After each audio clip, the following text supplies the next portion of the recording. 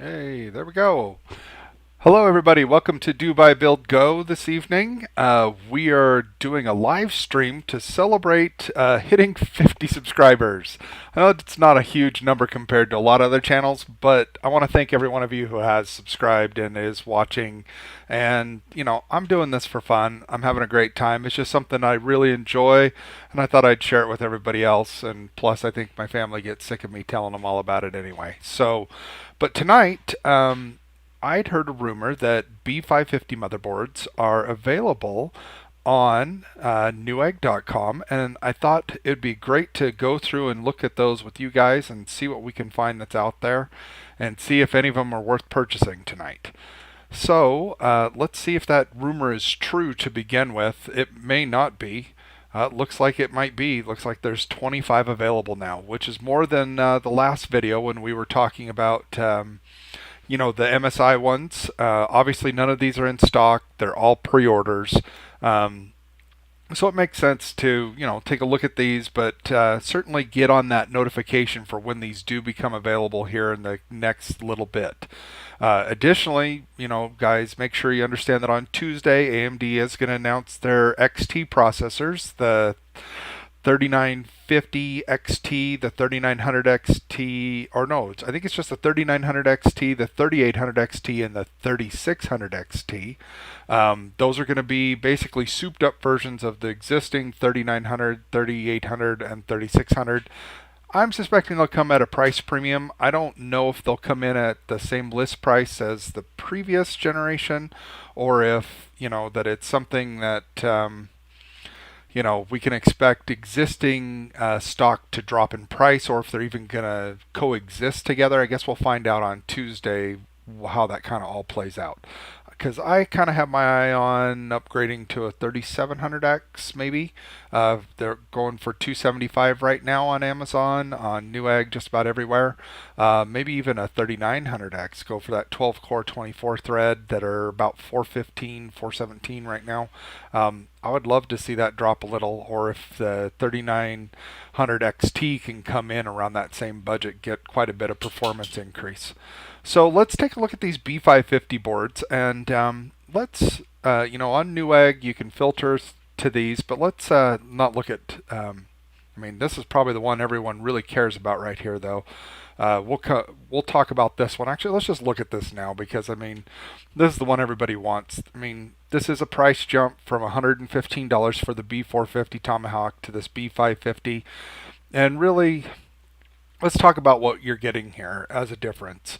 You're still getting the same 4 DIMM slots. You're still getting the same, basic layout. You are getting an extra M.2 slot that does not exist on the current B450 Tomahawk. So that is a big bonus.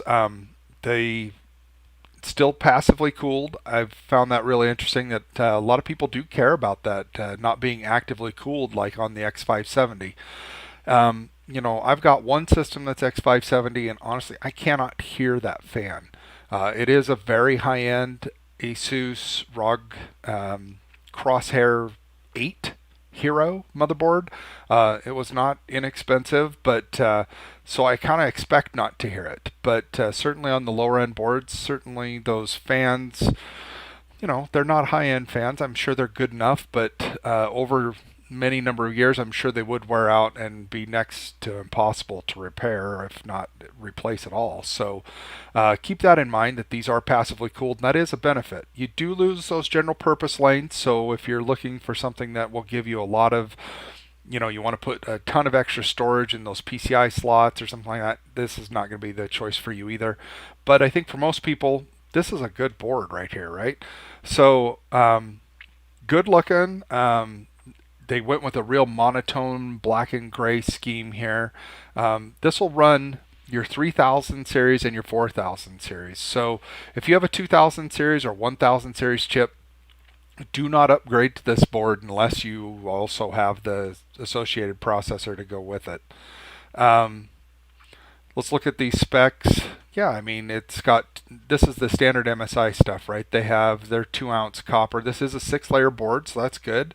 I want to see what the power delivery looks like and how many phases they got in here. If we look at this, it looks like it's a 12 by 2, maybe. Yeah, that's kind of what it looks like. It's a 12 phase power delivery. That would be based off. I mean, you'd have to look under the heat sinks, but that's what it looks like to me. Um, 2.5 gigabit LAN. One of the comments I saw was, I can't remember who, but thank you for pointing this out. They're putting really premium features on a lot of these boards that, some people just don't need or care about. I mean, if you're at home, I mean, I don't have 2.5 gigabit LAN. Yeah, it's a 12 by 2, technically 10 to 1 here. So, um, yeah, I mean, this is going to be a good power system. But I mean, I don't have 2.5 gigabit Ethernet at home. I mean, I got gigabit LAN running through my house, and I have Wi-Fi 6 running also. So, I suspect a lot of people don't even have that. So, you know, this ends up being a wasted feature that you're paying money for that you don't need. So actually, let's do that, and let's go back to the list of motherboards, and let's filter these by price, and let's just take a look at, you know, really what's the lowest board you'd really want to get, right? Because at some point there's going to be a board that looks great, and actually some of these are available for pre-order. So these ASRox ones are available for pre-order. I guarantee this B550 Tai Chi is an excellent board, but do you really want to pay $300 for a B550 when you can get an excellent X570? I guess your real motivation might be is if you want that passive cooling. So that would be really the deciding factor for me. But I just built the B450M Steel Legend, and this would be the upgrade to that. And let's see if we can take a look at that and see what the differences might be here on this. I mean, similar PCI layout to the other board. It has a very similar look and feel. Still has that kind of digital camo. Looks like they use similar, if not the exact same heat sinks. So really you're paying an extra $65, $70 more to, have the newest chipset. So I guess for me, I think it really boils down to, do you really want that Ryzen 4000 support right off the bat? So if you're planning on buying a board now because you want a computer for the rest of the summer to game on, and you're thinking, well, I'm going to upgrade it here in the winter fall when the 4000 series gets announced, then this might be a great option for you. Certainly if you're going to put a 3600 in it now, you plan on selling that on eBay, get to recoup some of your money for that new 4000 series chips, this will have support right off the bat at the announcement, right? Whereas the B450s, it's still unclear when that support will come. AMD has announced that they are going to have that support, but we just don't know when yet. So that could be launch date, it could be a couple months down the road, it could be later in the year. It's just not clear. And certain manufacturers certainly have said, expressed more support towards providing that support as quickly as possible than others, MSI being one of them. I think ASRock's more on that side, whereas on the other end, it's been rumored that ASUS has been ambivalent, maybe, if not unsupportive. I don't know where they exactly fall. I don't have any inside info on that. I'm just telling you what I've heard and read. So, I guess that really should be your deciding factor. But if you want to pre-order a board and get a B450, because I mean, it's tough finding motherboards out there, and you don't want to overpay for an older motherboard. If you're gonna spend a couple $100, you might and you're, next, couple days this is coming out on what is this, Tuesday, with the new CPU announcement. So there you go. Something like any of these would probably be great boards. I don't think I'd spend that. I'd probably upgrade to an X570 if they're available. We can look at that too. So let's take a look at the next. So everything else after this is out of stock and auto notify, but certainly stuff that you're looking at. So when I'm looking at motherboards, certainly on these lower end ones for 115, well, that price may look good initially. What I'm seeing here is that there's no heat sinks on these VRMs up here on the chokes. So when I'm looking at this, that right there tells me that these boards are more suited, and this is on all these lower end boards here. It's not until I get to this Gigabyte Aorus Elite do I start seeing a heatsink. So any of these boards down here, and certainly this Asus Prime for 150, what were they thinking? charging that much and not putting a heatsink there. I mean, it's not very much money for them. And I understand, economies of scale and the profit margins on these are very slim. So I guess I understand that somebody said, well, we can make X number of dollars over the run of the production if by just excluding that. And what it usually tells, but okay, so I digress, and let's go back to what I'm trying to get to. The point is that these boards are not high tier boards. They are not meant to be extreme overclockers. They are not meant to run the high-end chips. You do not want to run a 3950 on one of these. It'll probably technically run it, but it won't boost very long, if it does at all, just because it's not capable of delivering the power that processor needs. Will everything else work? Absolutely. Is it going to deliver you your basic needs? Absolutely. If you want to put a 3600 on this and you're going to use the stock cooler and let it just boost on its own, it's probably not going to boost super high or for very long, but you're going to get great performance and it's going to work just fine. And certainly it's not going to not work. Some of these I've already seen some videos on poor performance on some of the lower end Z490 boards, so I'd be a little concerned about this, and we won't really know until we do testing on any of these boards on how their VRMs perform. But it looks to me like really the entry point for B550 right now is about $160 with this Asus. Or this Gigabyte, excuse me, or this Asus right here, or the MSI Mag mortar. So, and this is what same pricing we saw last time in our video from when we were looking at Amazon. So, what do you get now, and why would it be worth to spend an extra $20 to get, say, a Tomahawk over this Gigabyte? And really, I'm looking at the two, and really at that point, it kind of looks like brand preference. They have similar power delivery from just looking at them, and certainly this Pro. Let's just look at these two right, or even these three that are all just very similar priced. And I don't know if you can see this without zooming in, but I can click on one of these. The Pro here, I'm still getting two M.2 slots.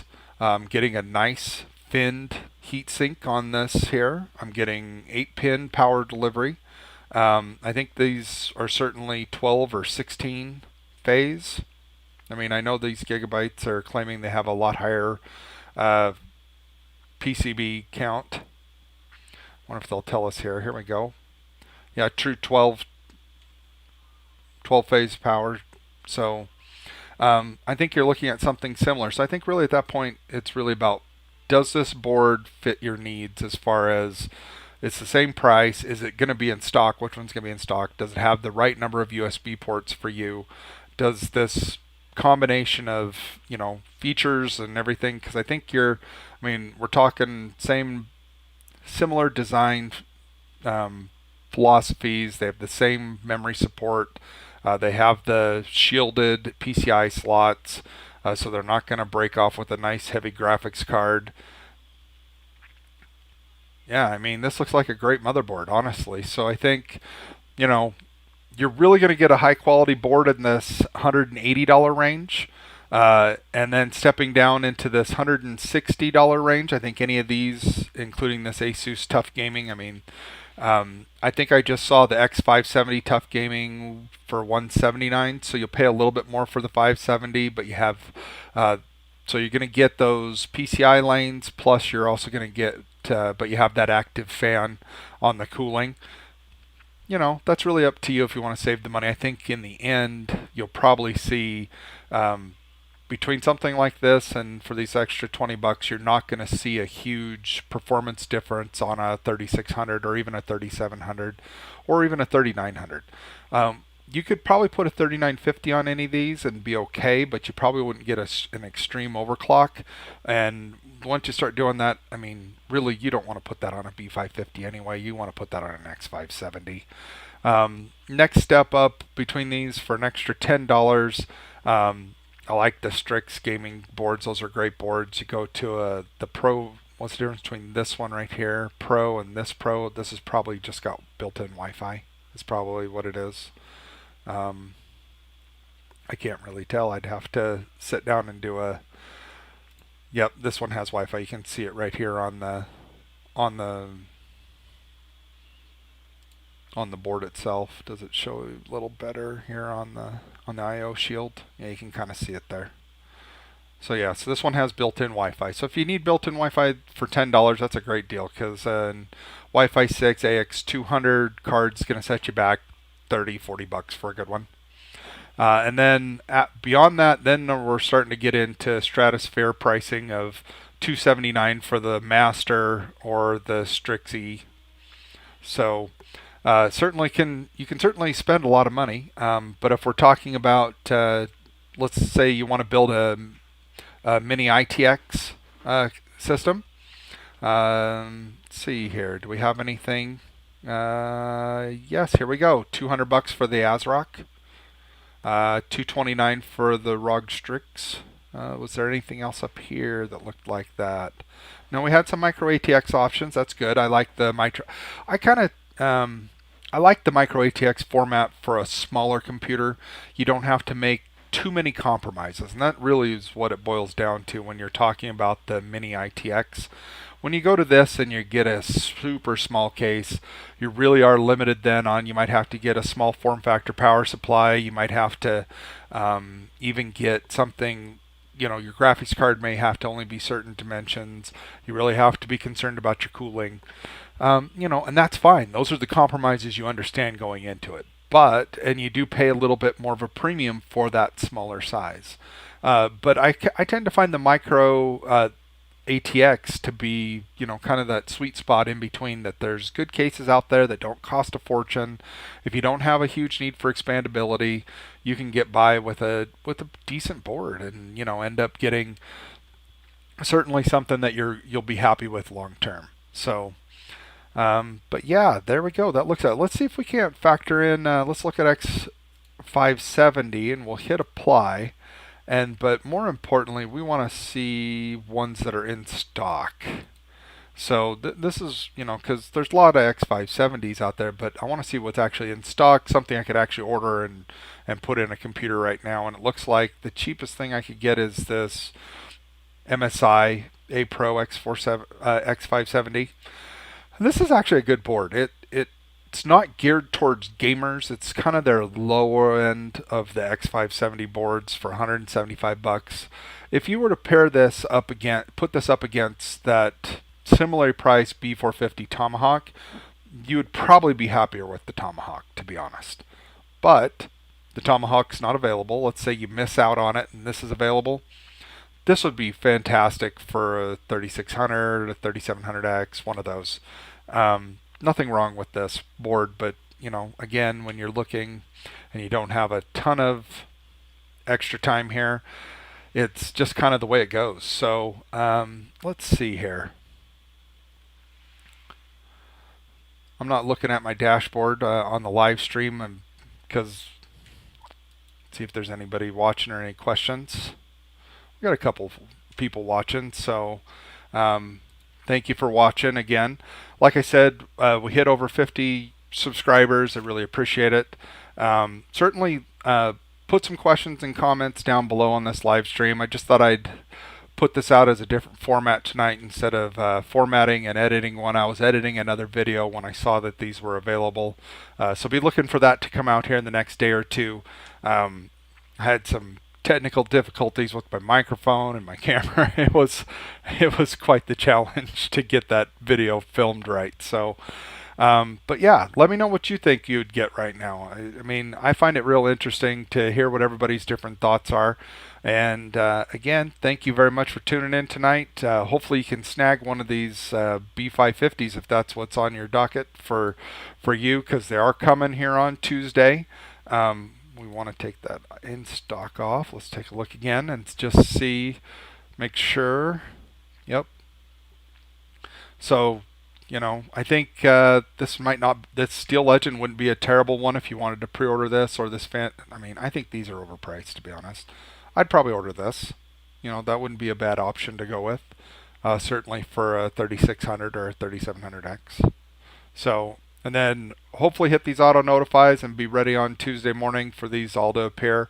Also be looking on Amazon. I'm going to put, I'll edit the description on this and I'll put the links down below to all those ones in Amazon last time. Hopefully they'll pop up here soon. on Amazon, so you can also pick them up there. And yeah, certainly if you get one, let me know, and hopefully we'll have one of our for ourselves here soon that we can do a review with. Thank you, everybody. Have a great night, and we'll talk to you next time.